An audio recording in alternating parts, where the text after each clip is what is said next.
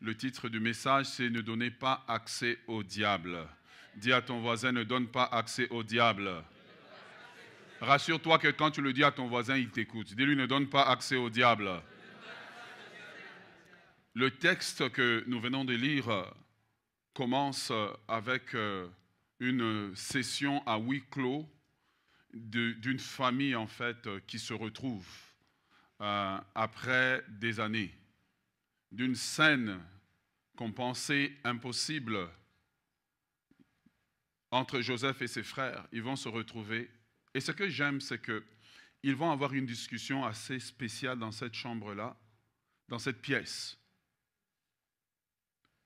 Mais au sortir de la discussion, les étrangers ne savent pas qu'est-ce qui s'est passé. On dit seulement le bruit a couru que les frères de Joseph sont arrivés. Les affaires de famille sont restées dans la famille.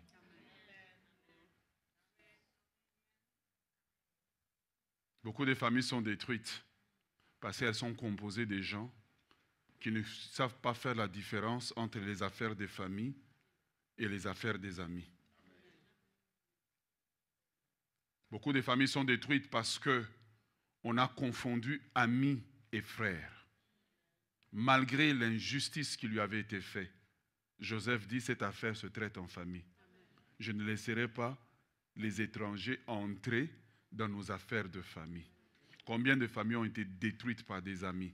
Des amis qui sont devenus plus importants que le papa, plus importantes que la maman, plus importantes que le frère, plus importantes que la sœur. Des choses que vous aurez pu traiter entre vous. L'ami ne te fait pas rentrer dans sa famille, mais lui, il est rentré dans votre famille. C'est même lui qui dirige votre famille maintenant.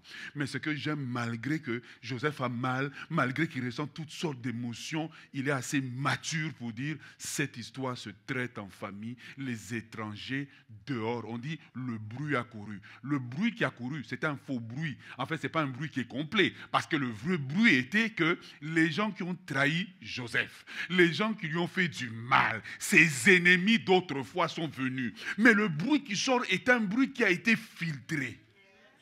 Come on! C'est un bruit qui a été filtré. Il est passé au travers un passoire pour que ce que les gens de dehors entendent est la version dont ils ont besoin. La version que tu dois donner aux gens de ton papa, c'est qu'il est bien. La version que tu dois donner de ta maman, c'est qu'elle est bien. Tu n'es pas obligé d'aller tout étaler partout. D'ailleurs, elle ne s'est pas préparée, elle ne sait pas ceci. Si les gens savent les histoires de ta famille, c'est parce que tu parles. Le bruit courut, mais le bruit qui est sorti, ce n'était pas le bruit de tout ce qui s'est passé. On a choisi qu'est-ce qu'on allait sortir et qu'est-ce qu'on allait garder. Les filtres de famille. Une famille qui manque de filtre est une famille nue dehors. Des frères et sœurs qui ont un dossier, certaines choses doivent se régler entre vous et on s'arrête là. Le bruit qui court, c'est qu'ils se sont réconciliés, mais c'était chaud dans la pièce. Le bruit qui court, c'est qu'ils sont arrivés.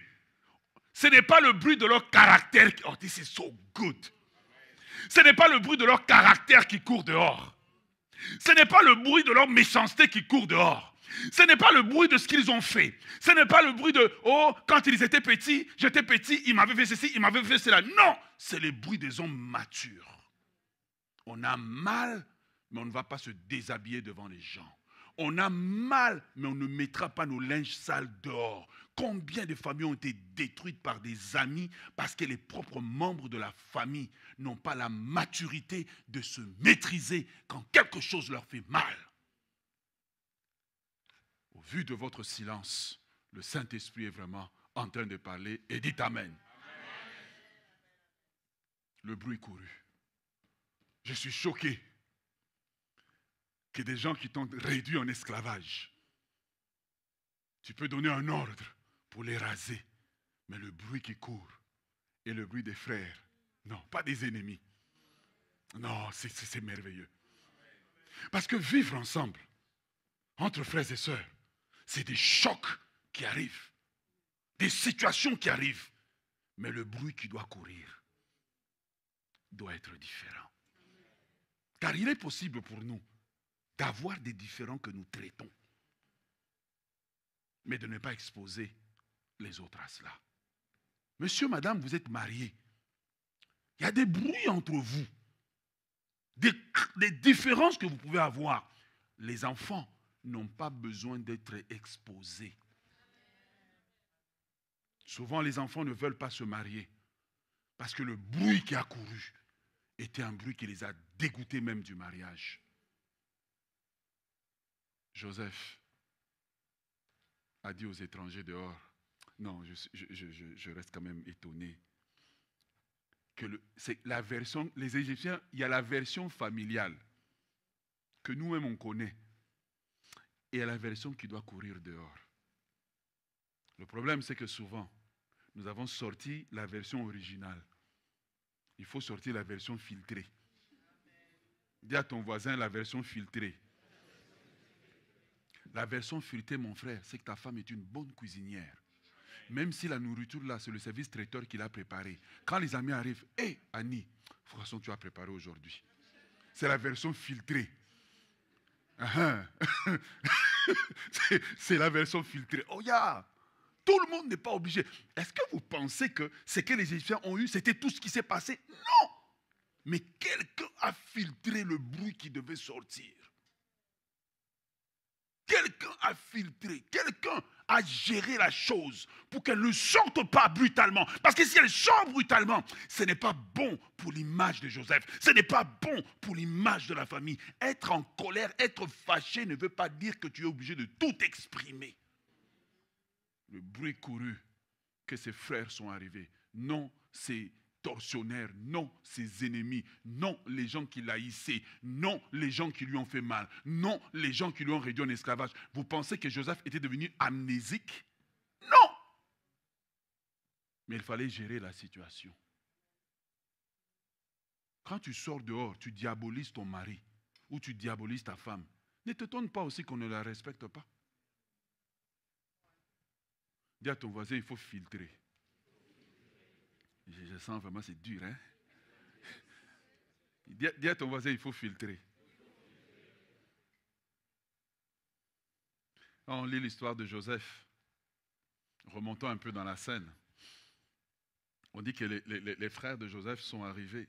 Et le texte nous dit que Joseph ne parvenait plus à se contenir. Parce que devant lui, il y avait des gens qui lui ont fait mal. Nous aimons parfois avoir une image romantisée de nos familles. Pourquoi ils lui ont fait mal? Parce qu'il y avait un père qui pouvait temporiser la situation. Mais comme beaucoup de pères, ils prennent pour acquis que parce que vous êtes frères et sœurs, vous allez vous aimer, que vous allez vous entendre. Ils prennent pour acquis que le temps va régler la situation. La vérité, c'est que le temps empire souvent les choses. Et si vous ne faites pas l'effort de garder vos enfants unis, de leur dire de s'aimer, de leur dire de se supporter, de se pardonner, ils vont saillir, ils vont se détester et ils vont avancer dans la vie au point de faire quelque chose de grave comme ce qui a été fait à Joseph. Beaucoup d'adultes qu'on regarde aujourd'hui dans leur famille, ils ont les mêmes disputes que quand ils avaient 14 ans. Si c'est la vérité, dites un amen timide. Beaucoup d'adultes ont les mêmes disputes. Mais bizarrement, la même chose ton ami te fait, tu es capable de le supporter. Et Joseph a été vendu en Égypte par ses propres frères. Ce sentiment qu'il avait de les revoir et de se sentir, voici les gens qui m'ont fait mal. Aujourd'hui, on parlera de moi. Cette année, on parlera de moi. Le désir de Joseph, comme de tout être humain, qui s'est senti abandonné, trahi. Je voudrais ce matin parler aux Joseph qui sont là. Y a-t-il un Joseph ici? Mais je voudrais aussi parler aux Judas, aux Siméon, aux Zabulon, ceux qui ont fait mal aux autres, qui sont assis tranquillement, qui ont un air spirituel, mais qui en réalité c'est toi l'agresseur. Pourquoi? Parce que quand on est un Joseph, dans une famille, on fait face à des critiques, à des incompréhensions. Les autres font des fêtes de famille, ils ne t'invitent pas. Et on te donne l'excuse filtrée. Oh, on a oublié. Or, tu sais très bien qu'on n'a pas oublié. On fait des choses exprès pour te faire mal. Et tu as supporté ça pendant des années. Tu as grandi, tu t'es senti isolé, mis de côté. Et au nom de l'unité familiale, on t'a souvent demandé de supporter, surtout si tu es l'aîné. Et voilà pourquoi beaucoup de gens n'aiment pas être l'aîné de la famille. Parce que tu as l'impression que toi, tu es la victime et tous les autres peuvent te taper dessus. Tous les autres peuvent faire absolument ce qu'ils veulent. Et on te dit supporte. Parce qu'il faut garder la famille unie. Mais jusqu'où je vais supporter? Il y a des gens comme ça qui ont grandi et qui détestent leur place dans la famille, qui détestent leur rôle dans la famille. Pourquoi? Parce que tu es la personne qui doit supporter. Parce que la plupart des familles sont composées de deux types de personnes. Vous voulez savoir? Les agresseurs et les victimes. Les victimes, on explique toujours la raison pour laquelle ils ont fait ça.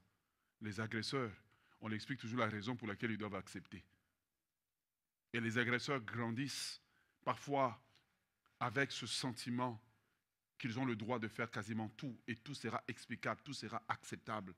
Les victimes grandissent avec ce sentiment d'injustice. Je voudrais parler à des gens qui ont le sentiment que c'est injuste ce qu'on t'a fait. Tu sais, les aînés, quand ils grandissent et puis ils regardent le petit là, ce qu'il fait, ils disent, moi, pour 10% de ça, j'aurais subi une punition tellement sévère. Et puis tu regardes le petit là, lui, oh non, je sors, je reviens quand je veux. Et tu regardes le parent, tu dis, mais c'est injuste. C'est injuste. Et Joseph a ce sentiment d'injustice qui l'accompagne pendant les années, dans lesquelles il se dit, mais je ne mérite pas d'être en Égypte. Je travaillais bien, j'aimais mes frères, j'étais juste envers eux. Bon, un peu rapporteur, mais c'est ma nature. Dire à quelqu'un, c'est ma nature. Tu vois? Et il grandit avec ça. Il grandit avec ce sentiment de colère. Et il se dit, un jour, si jamais on se croise, Siméon Lévi, ça va chauffer pour vous. Il grandit avec ce sentiment d'être abandonné, de tristesse, d'impuissance, que quelque chose lui a été fait qu'il ne méritait pas. La vérité, c'est qu'il nous a tous été fait quelque chose que nous ne méritons pas. Et cette chose, lorsque tu la regardes, tu te souviens de la chose. Ça a marqué ta vie. Ça a marqué le tournant de ta vie. Peut-être que tu es ici, que tu as voyagé, immigré. Ce n'est pas parce que tu voulais être ici, tu as fui. Lui, on l'a emmené de force. Toi, tu es parti de force. Tu es parti de toi-même. Pourquoi? Parce que tu ne voulais pas. Peut-être que tu habites loin même de tes propres frères, loin des gens qui t'ont fait du mal, parce que tu ne veux plus les voir. Mais ces jours-là, le sort et le contexte de la vie a fait que les frères de Joseph se sont présentés devant lui. C'était chaud. Il se présente devant lui et Joseph, il a tout. Il a toute la puissance de l'Égypte à sa disposition. Il a toute l'armée de l'Égypte. Il a l'argent, il a réussi. Et il le voit dans une saison où maintenant il a sa forme finale. C'est pour ça que je vous disais de dire aux voisins, je n'ai pas encore ma forme finale, mais je suis en chemin de ma forme finale. Son caractère, sa personne a été transformée. Maintenant, il a sa forme finale. Et au moment de sa forme finale, les gens qui lui ont fait du mal apparaissent devant lui. Et c'est comme ça que parfois tu as des gens, pour envoyer des pics aux gens, ils vont mettre des statues d'eux aux gens qui sont restés au bled. Pour montrer, et puis ils ont mis, on parlera de moi cette année. Ils ont mis des trucs, ils ont mis pour montrer que non, malgré que vous avez essayé de me bloquer. Les frères de Joseph se présentent devant lui. Il a la capacité de les détruire. Mais la Bible dit Joseph, quand on lit le texte, il dit Joseph ne pouvait plus se contenir. Ça veut dire qu'il s'était contenu tout le long. Se contenir, ça veut dire qu'il a résisté au désir naturel de se venger. Ce n'est pas parce que les autres avaient raison. La maturité consiste à ne pas avancer dans la vie avec le principe « j'ai raison, tu as tort ». C'est les enfants en fait qui avancent comme ça. La vérité, c'est que Dieu nous fait progresser par des négatifs et des positifs. Parfois, par des injustices, Dieu te fait avancer. Parfois, dans une injustice, Dieu te donne une promotion. Si tu cherches tout le temps à avoir raison dans la vie, tu ne vas pas avancer. Parfois, c'est par une injustice qu'une porte s'ouvre. Est-ce que tu es avec moi? Une sœur de l'église me racontait un témoignage qui lui est arrivé à son travail. Elle était en train de travailler dans un travail manufacturier et puis soudainement, elle a un problème au poignet. Son pouce, je ne sais pas, son pouce, quelque chose s'est fait qu'elle ne peut plus travailler à la main. Et elle s'en va, d'examen en examen. Pendant ce temps-là, son employé lui met de la pression, tu dois revenir au travail. Et là, il est en contestation avec son employeur devant les cours d'emploi. Voilà, le CSST, voilà, etc. Et elle pleure à Dieu et dit, mais c'est injuste, pourquoi mon employeur fait ça, etc. Elle pleure à Dieu. Moi, je la reçois à chaque fois, je suis en train de l'encourager. Mais ce qu'elle ne comprend pas, c'est que Dieu, dans son omniscience, a vu qu'à un moment donné, pour vous qui êtes travailleurs là, temporaires, l'employeur décide de ne pas renouveler le contrat. Or, comme elle ne peut plus faire vraiment ce travail, elle est obligée de demander maintenant un autre type de permis permis de travail temporaire ouvert. Donc, elle peut appliquer ailleurs. Regardez la porte de sortie de la crise. Si tu regardes la situation, c'est une injustice. Et aujourd'hui, elle dit, pasteur, j'en voulais à Dieu, j'étais fâché. Mais dans cette injustice, Dieu avait vu qu'il fallait préparer la sortie de la crise. Les autres sont restés en train de se demander qu'est-ce qu'ils vont faire. Aujourd'hui, Dieu lui a donné un gros emploi. Ne cherchez pas tout le temps que tout soit juste dans votre vie. Ne cherchez pas que tout soit juste. Ne cherchez pas toujours à avoir raison, à tirer que non, moi, ma réputation, elle est sans tâche. Même avec une mauvaise réputation, tu peux progresser. Ne cherchez pas tout le temps. Dans une injustice, une élévation peut arriver. Joseph est avec les gens qui lui ont fait mal, les gens qui ont été ses détracteurs. La Bible dit que Joseph pouvait leur faire du mal, mais Joseph se contenait. Pourquoi? Parce qu'on n'est pas obligé tout le temps, lorsqu'une situation ne fait pas notre avantage, de laisser cours à toutes nos émotions comme nous voulons.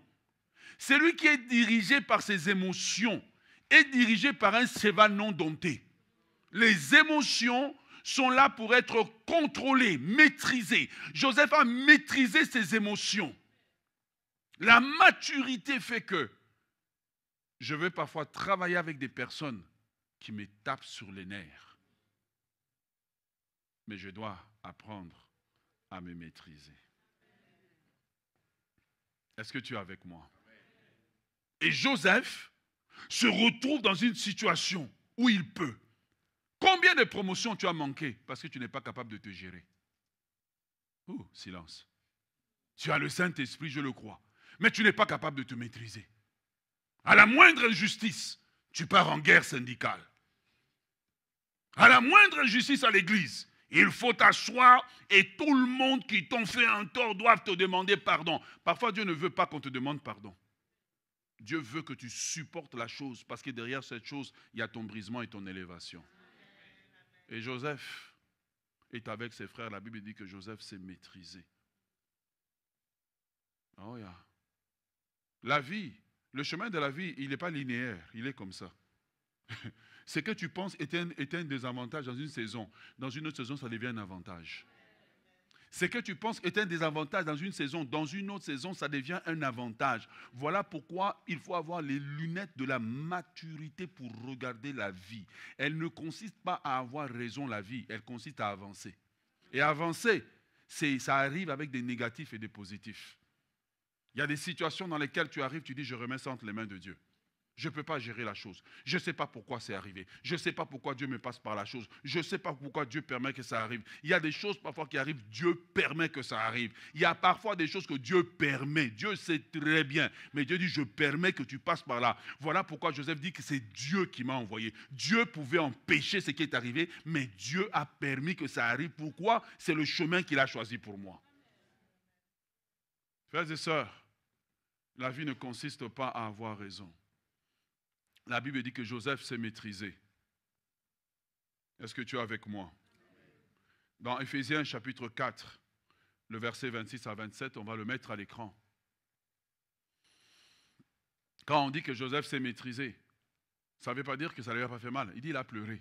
Il n'a pas seulement pleuré de les revoir, il a pleuré aussi toutes les douleurs qu'il avait.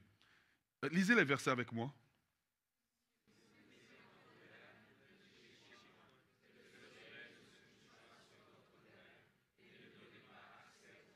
Maintenant, j'aimerais que tu le lises en le disant à ton voisin, si tu te mets en colère. Donc, ça ne veut pas dire, oh, la Bible n'a pas dit ne vous mettez pas en colère, elle dit si. Lisons.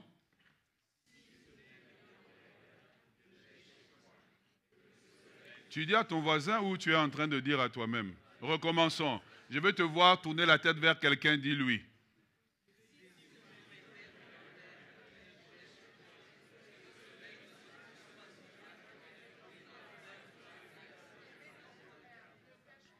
La parole de Dieu nous dit, si vous vous mettez en colère, ne péchez point.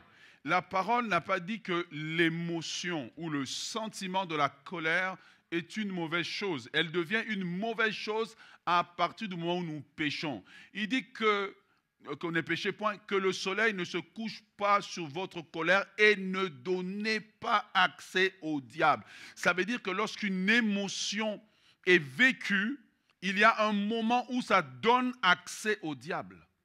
Est-ce que tu es avec moi? Et la Bible dit que Joseph s'est maîtrisé pour ne pas pécher contre Dieu.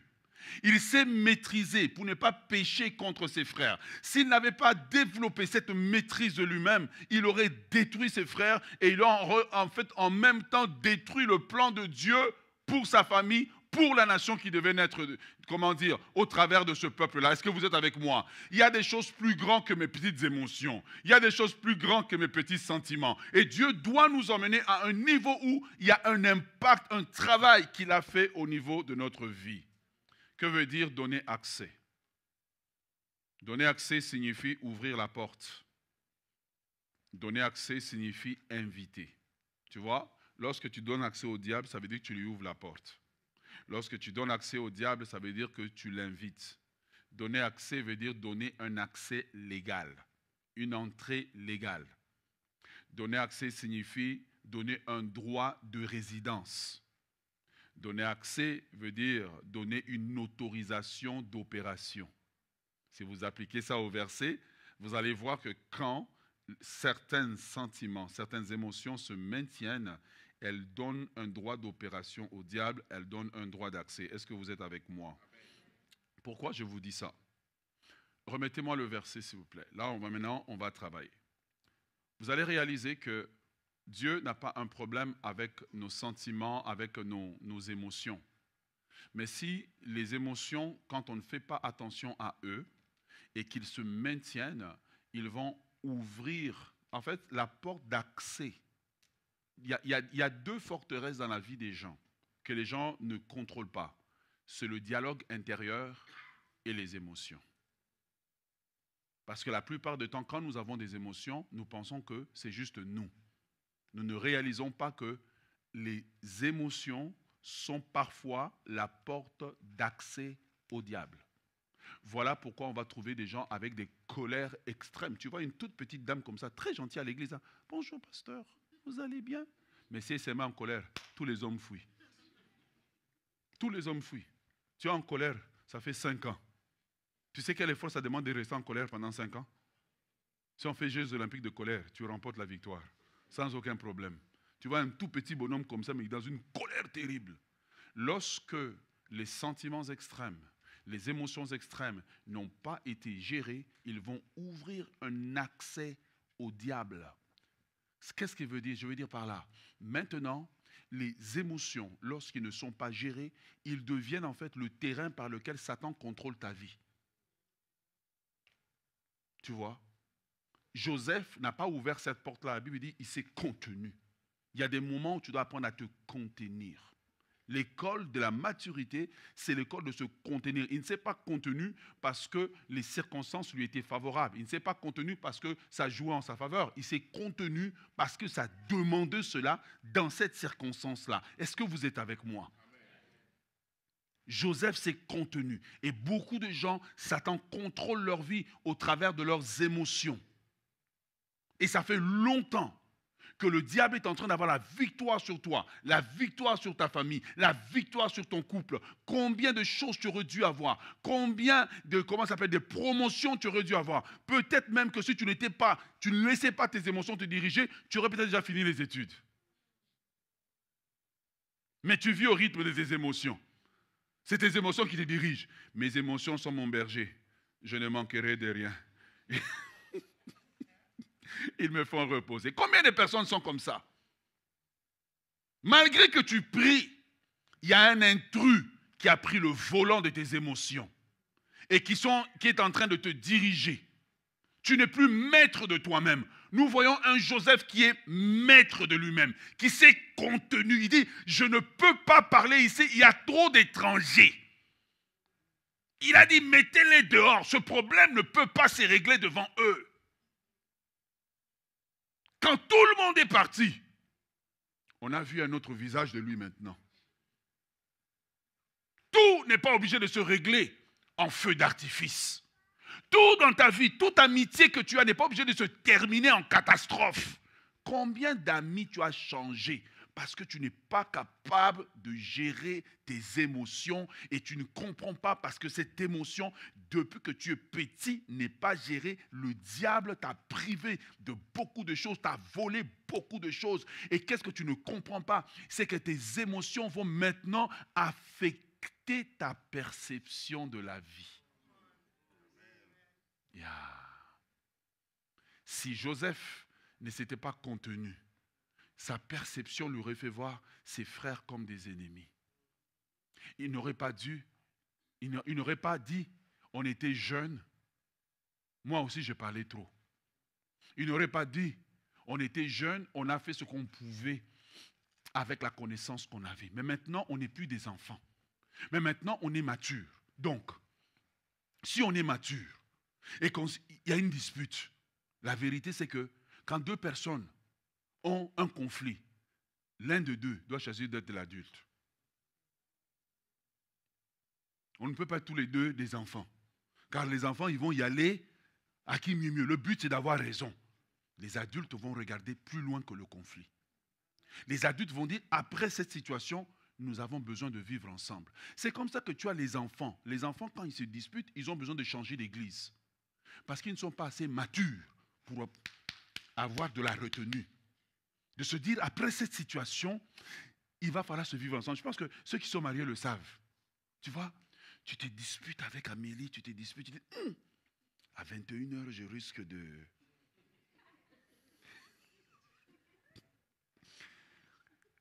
Je risque de vouloir passer au jardin d'Éden. Donc, j'applique une retenue. Ce n'est pas que Amélie a raison. C'est le calcul du futur.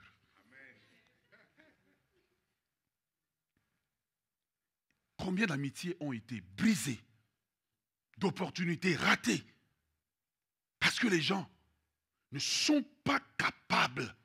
Il faut absolument que tu aies raison. Si tu n'as pas raison, la dispute ne peut pas se terminer. On t'a demandé pardon, repardon, repardon, on s'est couché par terre. Non, ça ne marche pas. Tu vois, il y a un problème dans ta vie. Ta vie ne peut pas être dirigée par tes émotions. Madame, tu ne peux pas diriger tes émotions, ton couple par les émotions. Le problème que tu dis être grand, aujourd'hui là, quand on le met sur 50 ans de vie de couple, tu vas voir que c'est un petit grain.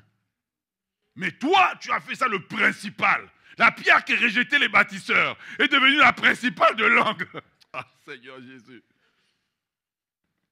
C'est que tu grossis n'est pas aussi gros que tu le vois. Quand Joseph a vu ses frères, il s'est dit, sur le plan que Dieu a fait, mon problème, ce n'est même pas un grain de sable. C'est que tu grossis n'est pas aussi gros que tu le penses. Tu vois. Et Joseph se retrouve là, avec ses frères. Il maîtrise ses émotions. Il dit, mes émotions ne vont pas me diriger. Je ne veux pas réagir émotivement. Je dois réagir avec ma tête.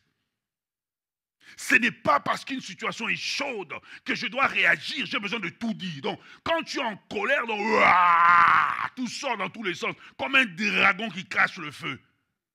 Là, tu as tout dit. Il est 21 heures. Tu as shifté de mode, maintenant tu te rends compte que, mort du jardin d'Éden. Mais maintenant, tu avais sémé quelque chose que il faut récolter. Femme, soyez soumise. Non. Tu vois, il y a des choses que pour les gérer, j'ai besoin d'avoir une vision à long terme. Et pour avoir cette vision, je dois utiliser ma tête. Je ne peux pas laisser mes émotions être mon berger. Je ne peux pas laisser mes émotions me diriger. Je ne peux pas laisser mes émotions dicter mon humeur. Je dois gérer la chose dans un cadre. Je ne parle pas jusqu'à ce que j'ai sorti le venin de moi. Ensuite, je veux parler. Il faut avoir un système de dire, please chérie, je t'aime beaucoup, mais time out. Sinon, tu verras une version de moi que tu ne vas pas aimer. 3 jours, j'ai besoin de me contenir. Je vais dans la salle de bain. Je parle. Après 3 jours, mon chéri, tu sais, ne fais plus jamais ça. Je me suis géré en privé. Joseph s'est géré en privé. Beaucoup, s'ils avaient géré, même dans l'église, comme ça, ils n'auraient pas quitté. Nous sommes une famille. Les choses peuvent arriver, mais on n'est pas obligé de tout escalader. On n'est pas obligé. On n'est pas obligé Maintenant, tu viens au premier culte, l'autre vient au deuxième. Évitation stratégique. Non. J'apprends à être mature et à bien gérer les choses. Est-ce que tu es avec moi? Frères et sœurs dans le Seigneur, si nous n'apprenons pas à inviter Dieu dans le domaine de nos émotions, Satan va nous diriger. Il y a un domaine pour lequel nous prions très peu. Seigneur, je soumets mes émotions à toi. Je t'invite dans mes émotions. J'ai trop de colère. Quand je le regarde, j'ai juste envie de sauter dessus. Et puis de vraiment donc lui dire tout ce que j'ai à dire. Mais Seigneur, quand je mesure les conséquences de ce que je veux dire, je ne peux pas dire ça. Mais à toi, je peux le dire. Bien-aimé dans le Seigneur, c'est lui qui laisse ses émotions le diriger. Il risque de ne pas vivre l'élargissement comme il faut. Il y a 5 émotions majeures par lesquelles Satan bloque les gens. 5 émotions. Je vais aller rapidement. La première émotion, c'est l'impatience. L'impatience, c'est une interprétation faussée du temps. Le prophète Saül avait l'invitation ou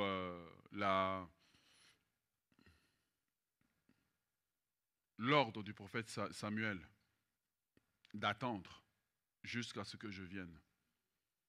Son impatience a fait qu'il a offert le sacrifice. Et quand il a offert le sacrifice, il a perdu la royauté.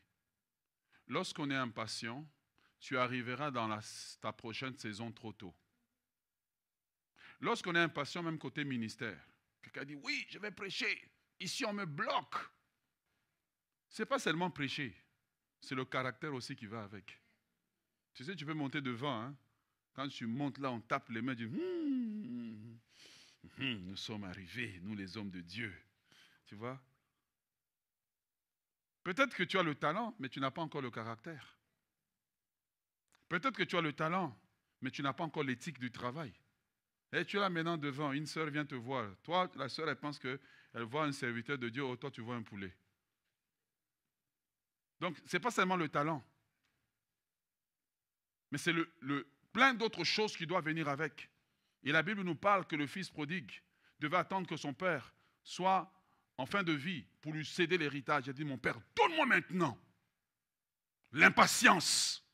Combien de choses tu as acheté? Tu sais ce qu'on appelle les achats impulsifs. En fait, c'est l'impatience. Tu vois, c'est l'impatience. Je veux ça maintenant. Et puis tu l'as à la maison, tu dis, au fait, pourquoi je l'avais encore acheté? Combien de nos garages sont pleins de trucs qu'on n'utilise pas? Surtout quand on a dit, ma belle-mère a la même chose. Tu vois? L'impatience. L'impatience, je veux tout de suite. L'impatience. L'impatience t'a fait signer un contrat pour une voiture. Et aujourd'hui, tu regrettes même que vous avez le véhicule. L'impatience.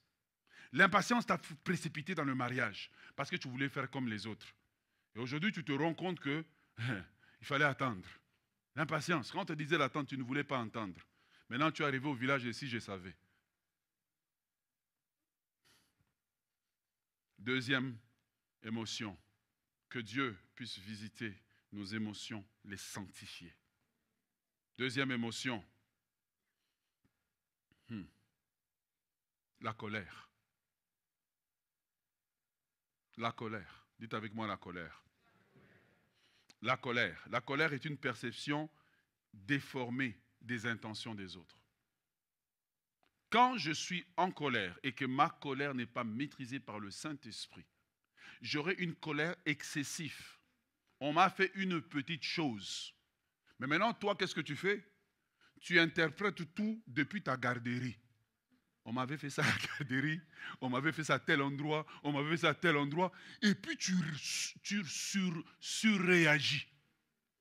Et en réalité, entre ce qui t'est arrivé là et la réalité, tu vas te rendre compte que tu as hyper réagi. Et les gens qui ont des grandes colères, habituellement ont aussi du mal à venir demander pardon. Il faut apprendre à prononcer le mot pardon. Pas je m'excuse, pardon. Je suis désolé, sincèrement désolé. Tu vois, la colère. Il y a des gens qui ont la colère qui dorment en eux comme une petite rivière, comme un champ de mine. Tu es avec la personne que tu appelles ton mari ou ta femme, mais tu es toujours en train de faire très attention. La colère. Et je vous ai dit, la colère n'est pas seulement un problème des hommes. Il y a des femmes qui ont des colères. Tu es frustré depuis que tu es enfant, de ta maman qui ne te disait, qui ne te permettait pas de sortir. Tu te dis, le jour où je veux me marier, personne ne me réveillera le samedi matin pour faire le ménage. Or, tu as marié Charles. Charles, sa maman lui a éduqué que le samedi matin, on se lève pour faire le ménage. Le jour du mariage, tu as dit à Charles, je t'aime à la folie, mon amour. Je serai toujours obéissante. Premier samedi. 6 heures du matin, Charles en mode salongo. Debout, il a porté le short. Maman m'a appris qu'il faut nettoyer. Et Charles est en train de nettoyer. Il est en train de nettoyer. On parlera de moi. Cette année, on parlera. On parlera de... Charles se retourne. Mais cette femme. Et Charles a intériorisé comment sa maman le réveillait samedi matin. Et Charles s'en va. Chérie fainéante! Chérie fainéante! Et automatiquement, la colère qui dormait commence à faire le lien. Comme Iron Man. Tu es en train de te transformer. 2 ans, maman m'a réveillé. 8 ans, maman m'a réveillé. Ce jour-là, elle m'avait renversé de l'eau. 12 ans, maman m'a privé de déjeuner. Et là, maintenant, ton cerveau, ce n'est pas ce qui arrive. C'est ce qui a été accumulé et qui n'a pas été traité. Comme un robinet qui a été fermé depuis longtemps. Quand on l'ouvre, le jet de l'eau n'est pas régulier. Les gens qui gardent la colère longtemps, surtout les gens qui sont comme des tempéraments calmes. Tu vois, les gens comme nous, là, nous, on dit. On a des gens comme pasteur Nadine, elle est calme. Elle peut ne pas être contente, elle ne te dira pas. C'est seulement un jour comme ça, elle dit, mon chéri, tu penses que tout va bien? Dire, ça va. Mais tu vois, Dieu a sanctifié chez elle, sinon ça va être en 1994. C'est pour ça que beaucoup d'hommes sont nerveux quand la femme dit, on va parler ce soir. Non, parle maintenant, parle maintenant. Maintenant, je suis au travail, monsieur, c'est pas comme ça. Maintenant, je suis au travail, je ne peux plus travailler. Là, je dois penser, est-ce que j'ai sorti la poubelle? Oui. Est-ce que j'ai fait telle chose? Oui. Dans les 3 derniers mois, y a-t-il que les factures sont payées? Oui. Là, tu es comme toute la journée. Et le soir, tu vois, il rentre avec des fleurs. Parce qu'il est en train de préparer le terrain. Tu vois, lorsque nous avons des rivières qui courent en nous, ce n'est pas ce qui est devant nous, c'est ce que j'ai déjà accumulé. Et parfois, j'aimerais te dire, celui qui avait mal réagi devant toi, ce n'était pas toi, c'est ce qu'il avait accumulé. Et Joseph, pendant tout ce temps qu'il était en Égypte, il devait se vider pour que quand la situation arrive, il puisse se maîtriser.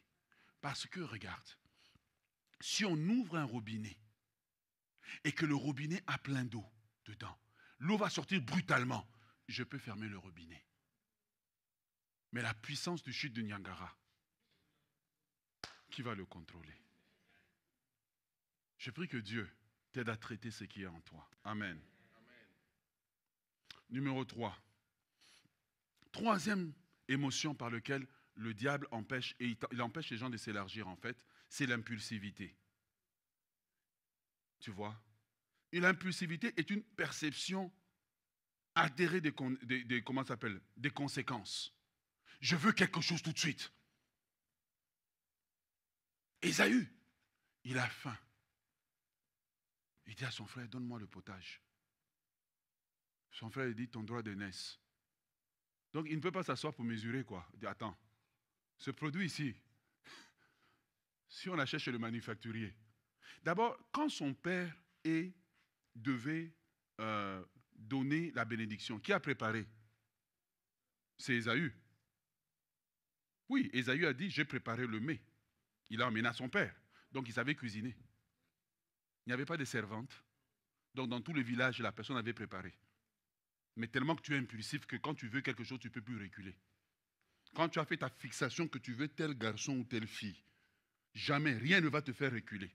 Je ne vais plus reculer, toujours avancer. Tu vois, quand je veux quelque chose, je ne veux plus reculer. Cette tendance-là que tu as, si le Saint-Esprit ne vient pas travailler, ça fera que tu ne pourras jamais avancer. Numéro 3, 4. La peur. La peur. La peur produira une perception exagérée du danger. Tu vois. Voilà pourquoi les 10 espions disaient, nous étions à leurs yeux comme des sauterelles. Je ne sais pas s'ils étaient rentrés spirituellement dans les yeux des autres pour se voir eux-mêmes. La peur. La peur fait qu'avant de commencer quelque chose, tu penses, si j'échouais. Tu ne penses jamais réussite. Tu ne penses jamais que ça va marcher. La peur fait que ta vision de la vie fait que tu penses toujours que quelque chose de mal va t'arriver. La peur fait que tu te sens toujours vulnérable. La peur fait que tu as du mal à faire confiance aux gens. Il faut que Dieu puisse venir sanctifier et rééquilibrer tes émotions. Numéro 5, le découragement. Le découragement est une perception négative de l'avenir. La Bible nous dit qu'Élie, je dis répète, le découragement est une perception négative de l'avenir. La Bible nous dit qu'Élie avait lui-même gagné au mont Carmel. Il s'est débarrassé des 400 prophètes de Baal lui-même, sans l'effort de personne.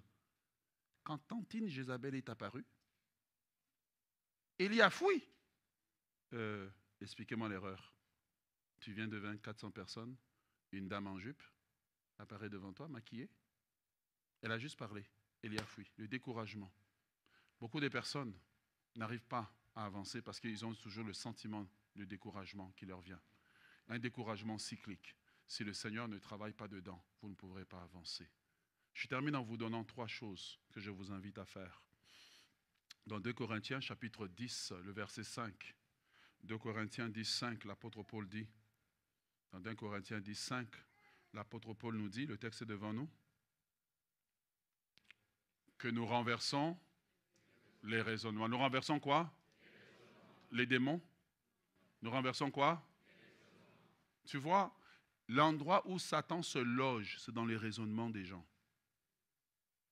Les raisonnements produisent les émotions. Les émotions affectent ta marche. Nous renversons les raisonnements et toute hauteur qui s'élève contre la connaissance de Dieu et nous emmenons quoi? Ok. Je vais vous inviter à le relire autrement, remplacer le mot pensée par émotion. Vous allez voir que le verset va prendre toute une autre... Lisons. Non, dis je renverse.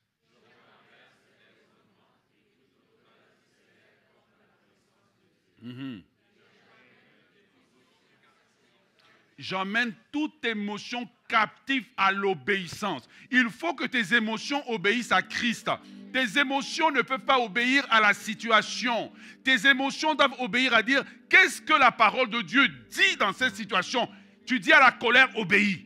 Qu'est-ce que la parole de Dieu dit dans cette situation? Tu dis au découragement, obéis. Qu'est-ce que la parole de Dieu dit dans telle situation? Tu dis à l'émotion d'obéir. Si tu n'apprends pas tes émotions à obéir, à venir à l'obéissance de Christ, tu seras quelqu'un qui est gouverné par Satan, mais tu as l'impression, parce que tu as la Bible à main, tu as l'impression que c'est Dieu qui te dirige. Ce n'est pas Dieu qui te dirige, ce sont tes émotions. Nous amenons toute émotion. Je vous en prie d'emmener les émotions. Voilà pourquoi, pour terminer, je vous dis, il y a 3 choses que vous devez comprendre. Numéro 1, comprendre la stratégie de l'ennemi. La stratégie de l'ennemi, c'est de vous diriger. Et pour vous diriger, il veut avoir accès à vos émotions. Numéro 2, vous devez décider de soumettre vos émotions au contrôle du Saint-Esprit. Demandez au Saint-Esprit, il y a des gens que naturellement, c'est des impulsifs, naturellement, voilà, ils ont la colère facilement. Mais de demander au Saint-Esprit, viens prendre au contrôle. Établis ton règne dans mes émotions. Établis ton règne dans mes émotions pour que je ne sois pas ballotté. Quand je suis en colère, j'ai une colère qui dure longtemps. J'ai du mal à pardonner. Pourquoi? Parce que la colère a pris l'habitude. Et quand une émotion comme la colère, l'animosité demeure en nous, ça ouvre la porte à Satan et Satan va s'arranger pour attacher des démons derrière. Combien de relations ont été perdues? Parce que comme Joseph, nous ne sommes pas capables de nous maîtriser. Tu es parti et tu cries ailleurs, j'ai raison, j'ai raison. Tu as raison, mais tu as perdu une belle relation. Tu as perdu une relation de 5 ans, de 10 ans, de 20 ans, de 30 ans. Tu as perdu ton mariage, tu as perdu ton emploi. Parce que tu as raison, mais tu ne sais pas capable de te maîtriser. Avoir raison ne veut pas dire que je dois tout dire, tout faire, me laisser aller. Mais il y a un moment où j'ai dit, Saint-Esprit, je reconnais que j'ai un problème avec cette émotion. Elle est en moi, elle semble me dévorer. Aujourd'hui, je l'emmène captive à tes pieds. Sonde-moi, ô Dieu, connais mon cœur. Connais mon cœur, connais mes émotions. Je ne veux plus que Satan règne dans mes émotions. Je ne veux plus que Satan dirige mes émotions. Satan dirige. Quand tes émotions sont dirigées, ça veut dire qu'il y a un intrus, comme un virus dans un ordinateur, qui a pris le contrôle. Et de temps en temps, on te ramène cette émotion. Tu te lèves et puis tu agis selon l'émotion. Non, maintenant, c'est la parole qui doit te diriger. C'est la parole qui doit te diriger. Est-ce que tu es avec moi? Numéro 3. Priez régulièrement pour vos émotions. Il y a une prière que je fais souvent. Quand je sens une émotion trop forte, je vais dans la présence de Dieu et je dis, Seigneur, rééquilibre mes émotions. Rééquilibre mes émotions pour que je ne sois pas, je n'exprime pas trop. Que je ne dise pas, Seigneur, équilibre-moi, calme mes émotions. Nous croyons que Jésus a calmé la tempête, n'est-ce pas? Mais comment il ne peut pas calmer la colère? Comment il ne peut pas calmer, le découragement? Comment il ne peut pas calmer toutes sortes d'émotions? Parce que Satan nous a convaincus que le domaine des émotions, c'est le domaine du psyché, que Jésus ne peut pas venir là. Or, aujourd'hui, je vous dis, il y a une révélation. Invitons Dieu dans nos émotions. Et nous allons voir que dans beaucoup de situations, nous allons commencer à avoir la victoire. Parce que nous ne sommes plus dirigés par nos émotions, mais nous sommes dirigés par la parole de Dieu. Ne donnez pas accès au diable dans vos émotions, mais reprenez la victoire aujourd'hui. Si tu le reçois, lève-toi, nous allons acclamer le Seigneur.